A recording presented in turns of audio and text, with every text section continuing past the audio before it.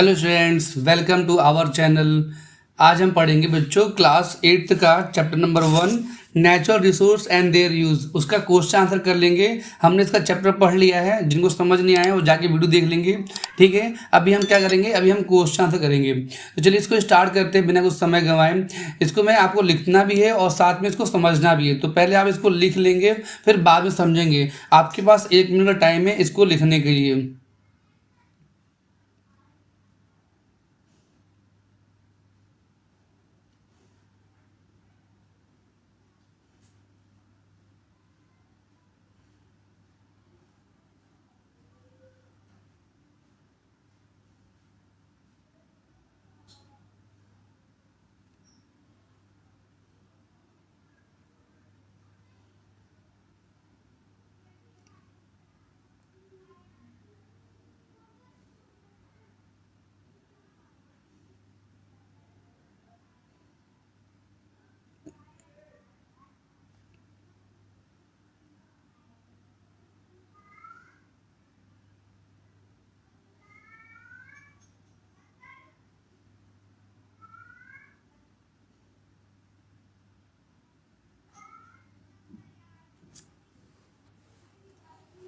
तो बच्चों आपने इसको लिख लिया होगा। अब चलते हैं इसको समझ लेते हैं कि इसको करना कैसे, किस तरह से हम इसको समझेंगे। तो देखो लिखा है फर्स्ट क्वेश्चन में, what can make what is today's renewable resource non renewable tomorrow. तो यहाँ बोला गया कि जो रिन्यूएबल रिसोर्स है, तो मैं बता दूँ रिन्यूएबल रिसोर्स वो होता है जो हमें दोबारा मिल जाता है ना। रिन्यूएबल क्या होता है, देखो आर मतलब रिन्यूएबल मतलब होता है जो हमें दोबारा मिल जाएगा। जैसे वाटर हो गया है ना, और एयर हो गया, और भी चीज़ें हैं हमारे पास। और यहाँ पर क्या था कि नॉन रिन्यूएबल, क्या बोला गया यहाँ पर, नॉन रिन्यूएबल। नॉन रिन्यूएबल का मतलब ये जो हमें दोबारा नहीं मिलेगा, लाइक कोल हो गया है ना, पेट्रोल हो गया, जो एक बार यूज हो जाए तो दोबारा हमें यूज करके नहीं मिलेगा। आगे लिखा है describe some action that can prevent this from happening. तो इसको समझ लेते हैं, चलिए अगले पेज पे। देखो लिखा है इसका आंसर आप देख सकते हैं। देखो लिखा है some natural resources such as water, air, soil, sunlight and wind are renewable, यानी ये रिन्यूएबल है ये। However if they use excessively, अगर आप इसका यूज ज्यादा करोगे और इन द रॉन्ग वे, गलत तरीके से, दे कैन बिकम लिमिटेड और इवन एग्जॉस्टेड। ये क्या है, या तो कम हो जाएंगे या तो खत्म ही हो जाएंगे, है ना। तो वही यहाँ बताया गया है। लेकिन इफ दिस हैपन, अगर ऐसा होता रहा, future generation will face serious problem in meeting their need. तो जो फ्यूचर की जनरेशन है उनको बहुत ज़्यादा दिक्कत होगी, उनको ज़रूरतों को पूरा नहीं हो पाएगा। Therefore it is our responsibility to use resources wisely so that they remain available for everyone today and tomorrow. तो ऐसा हमें यूज़ करना है कि आज भी हुआ है, कल भी, और आने वाले समय पर भी इस्तेमाल हो पाए। तो लिखा है how can renewable resources become non renewable. तो कैसे रिन्यूएबल चीज़ें नॉन रिन्यूएबल बन सकती है, वो यहाँ पर बताया गया है। तो फर्स्ट में बोला गया डेफोरेस्टेशन। हमें ये बात पता है कि पेड़ जो है वो रिन्यूएबल होते हैं। आज अगर हमने यूज़ किया तो या मतलब उसे काट दिया तो कल हमें दोबारा वो टहनी मिल जाती है। लेकिन अगर हम इस तरीके से पूरा खत्म ही जंगल कर दे तो हमें हवा कहाँ से मिलेगी, है ना। हमें साफ हवा नहीं मिल पाएगी, हमें छाया नहीं मिल पाएगी। तो वही यहाँ बताया गया है। बाकी टॉपिक को अपनी कॉपी में आप लिख लेंगे, ये सब इंपॉर्टेंट टॉपिक्स है, आप इसको पढ़ लेंगे। लिखे पॉल्यूशन। देखो अगर हम पानी को इस तरह से गंदा करते रहेंगे या एयर को या सॉइल को, है ना, तो इससे क्या होगा कि इससे हम उस चीज़ इस्तेमाल नहीं कर पाएंगे। तो वही बताया गया अगर हम पॉल्यूट करते हैं किसी भी चीज़ को। नेक्स्ट लिखा है सॉइल डिग्रेडेशन। अगर हम मिट्टी खराब हो जाती है, यहाँ की मिट्टी अगर उड़ जाती है तो यहाँ की मिट्टी के एकदम पपड़ी सा बन गया है ना, पापड़ सा बन गया है। तो वही यही है कि इस तरह से हुआ तो हम उस खेत को इस्तेमाल नहीं कर पाएंगे। जो चीज़ हमारी रिन्यूएबल था वो क्या बन जाएगा, नॉन रिन्यूएबल बन जाएगा। लिखे क्लाइमेट चेंज। अगर ऐसा ही होता रहा, पेड़ कटते रहे, तो वो क्लाइमेट चेंज हो जाएगा। बारिश के मौसम में बारिश नहीं होगा, गर्मी के मौसम में बहुत ज़्यादा गर्मी पड़ेगी, ठंड के मौसम में बहुत ज़्यादा ठंड पड़ेगी। तो इस तरह से नुकसान हमें ही झेलने पड़ेंगे, है ना। लिखा है अनप्लान डेवलपमेंट। तो इस तरह से डेवलपमेंट अगर हम करते रहें तो हम पेड़ पौधों को काटना पड़ जाएगा, जंगल काटना पड़ेगा। और जंगल काटने के नुकसान क्या होता है आप जानते ही हो। तो बोला गया कि हम इसको रिन्यूएबल कैसे बना सकते हैं। तो बोला गया यहाँ पर सस्टेनेबल यूज ऑफ रिसोर्सेज। हमें अपने रिसोर्सेज का जो भी चीज़ें हैं हमारे पास उसको कम से कम इस्तेमाल करना चाहिए। नेक्स्ट लिखा है एफोरेस्टेशन। हमें पेड़ लगाना चाहिए। एफोरेस्टेशन मतलब क्या होता है, पेड़ लगाना चाहिए। एंड कंजर्वेशन ऑफ फॉरेस्ट, हमें जंगलों का बचाव करना चाहिए। लिखा है कंजर्व वाटर, हमें पानी का भी बचाव करना चाहिए। लिखा है रिड्यूस पॉल्यूशन। अगर हम पॉल्यूशन कम करेंगे, तो यहाँ पे पॉल्यूशन तो हो रहा था, अगर यहाँ पे पॉल्यूशन कम करेंगे तो ये पानी यूज हो सकता था, ये पानी हम खेतों में इस्तेमाल कर सकते हैं या अपने अपने बगीचे में इस्तेमाल कर सकते थे, लेकिन हमने पॉल्यूट कर दिया उसको, है ना, गंदा कर दिया। लेकिन कंजर्व सॉइल, अगर हम मिट्टी को बचाएंगे तो हम वहाँ पर खेती कर पाएंगे, और अगर नहीं बचाएंगे तो खेती नहीं हो पाएगा। ठीक है, यूज रिन्यूएबल एनर्जी, है ना, रिन्यूएबल एनर्जी मतलब होता है कि हमें कुछ इस तरीके से इस्तेमाल करना होगा कि देखो धूप का यूज़ करके यहाँ पर एनर्जी को स्टोर किया गया, या यहाँ पर वो हवा का इस्तेमाल करके ये जो विंड मिले चलाया जाएगा, इससे क्या होगा, इससे बिजली बन जाती है। ठीक है, नेक्स्ट लिखा है अवेयरनेस एंड पब्लिक पार्टिसिपेशन। तो अगर हम लोगों को बताएंगे कि पेड़ ना काटो, पानी को बचाओ, तो इससे क्या फायदा होगा, हमारी जो चीज़ें वो बची रहेंगी, है ना। तो आपको समझ में आ गया किस तरीके से हमें नॉन रिन्यूएबल को रोकना होगा। चलते नेक्स्ट क्वेश्चन पर। नेक्स्ट में लिखा है name 5 ecosystem function that serve human. तो वो इकोसिस्टम का मतलब होता है वातावरण। ठीक है, तो यहाँ पर आपको 5 वातावरण बताने हैं जहाँ पर हम लोग रह सकते हैं, घूम सकते हैं, फिर सकते हैं, है ना। तो ये बताया कि देखो इस तरीके से हमें ये जो जंगल की चीज़ें हमें ये मिलता है ना।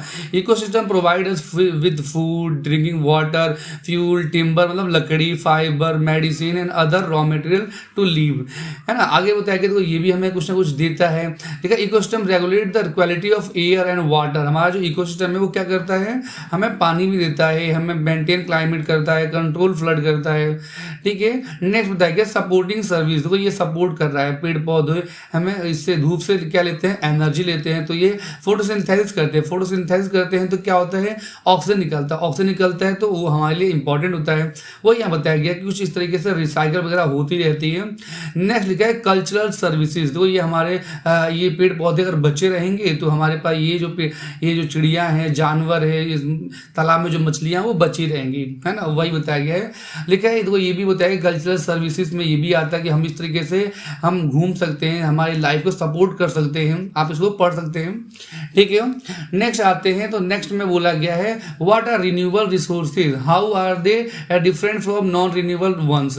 तो रिन्यूएबल रिसोर्सेज क्या होता है, मैंने बताया ना, जो हमें दोबारा मिल जाता है। तो बोला कि कैसे डिफरेंट होते हैं नॉन रिन्यूएबल से।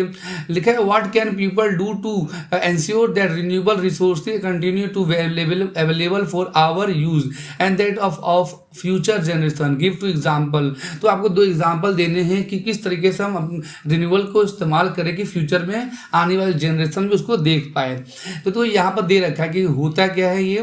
तो देखो रिन्यूएबल दे रखा है कि रिप्लेनिश अगेन एंड अगेन, जो हमें दोबारा मिल जाता है बार बार, जैसे पानी हो गया हमें वो दोबारा मिल जाता है, पेड़ पौधे दोबारा मिल जाते हैं, है ना। And do not get exhausted are called in renewable, जो है जो खत्म नहीं होते, है ना, एग्जॉस्ट होता है खत्म होना।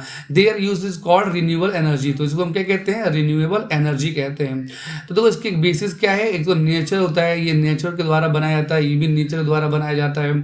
ठीक है, इसमें क्या आता है, इसमें कोल एंड पेट्रोलियम आता है, इसमें पानी हवा आता है, पेड़ पौधे आते हैं।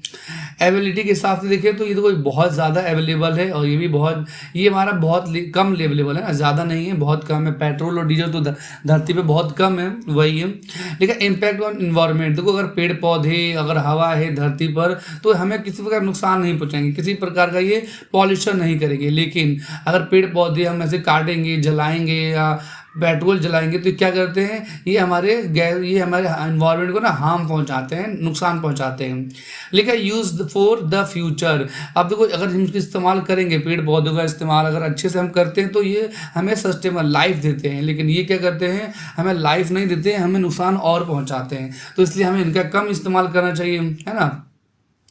ठीक है, what can do to promote the use of renewable resources. हमें क्या करना होगा कि लोग इसका यूज ज़्यादा करें। तो लिखा है use their efficient and judicious use, यानी कि यहाँ पर न्यायपूर्वक सभी लोग बराबर इस्तेमाल करें। ऐसा नहीं कि गरीब लोग लकड़ी पे खाना बनाएं, अमीर लोग गैस पे बनाएं, ऐसा नहीं है। वही बताया गया कि सभी लोग को बराबर, है ना, बराबर तरीके से यूज करना होगा। Create awareness about their conservation, लोगों को बताना चाहिए कि इस तरीके से हम इसको कंजर्व कर सकते हैं। प्रोटेक्ट प्लांट एंड ट्रीज, हम पौधों को प्लांट को हम प्रोटेक्ट कर सकते हैं। Save water, air and soil, हमें इनको बचाना चाहिए, इससे बचेगा तो रिन्यूएबल एनर्जी हमें मिलती रहेगी। लेकिन reduce the use of plastic and item from made it, यानी कि हमें प्लास्टिक का यूज हमें बहुत कम से कम करना होगा, और अगर हम कर रहे हैं तो हमें उसका बहुत ही कम इस्तेमाल करना होगा, है ना। लेकिन encourage the use of clean and green energy such as solar, wind power. देखो देखा ना, ये विंड पावर है, हवा से चलता है ये, ठीक है। और ये कैसे चलता है, तो ये धूप से चलता है, तो हमें इनका इस्तेमाल ज़्यादा से ज़्यादा करना होगा। तो यहाँ पे दी रखा है 2 एग्जाम्पल जो कि क्वेश्चन बोला गया था। और दूसरा क्या है, विंड एनर्जी, सोलर एनर्जी है और एक विंड एनर्जी है। इनका इस्तेमाल हम करेंगे तो हमारा लाइफ सिक्योर हो जाएगा। नेक्स्ट क्वेश्चन पे आते हैं। नेक्स्ट में क्या बोला गया है, नेक्स्ट में ये बोला गया है identify cultural practice in your home and neighbourhood that point two mindfulness in use of natural resources. तो बोला कि यहाँ पर आपको बताना है कि आपके घर के आसपास जो माइंडफुलनेस, जो चीज़ें नेचुरल चीज़ें यूज़ होती हैं वो कौन कौन सी होती है। तो देखो ये नेचुरल चीज़ें ही तो है, तो यहाँ पर पेड़ पौधे नेचुरल है, इनका हम इस्तेमाल इस तरीके से करते हैं पूजा पाठ के लिए। तो ये मिट्टी के भगवान बनाए गए हैं ना, ये पेड़ पौधों से लिया गया। दिया भी देखो मिट्टी से बनाया गया है, तो है ना, ये यहाँ पर ज़मीन पे ही पानी को कंजर्व किया जा रहा है फ्यूचर के लिए। देखो ये हमें कहाँ से मिलता है, ये पेड़ पौधे से ही मिलता है। बोला गया है कि हमें इनको सेव करना चाहिए। वर्शिप ऑफ ट्री, हमें पेड़ की पूजा करनी चाहिए।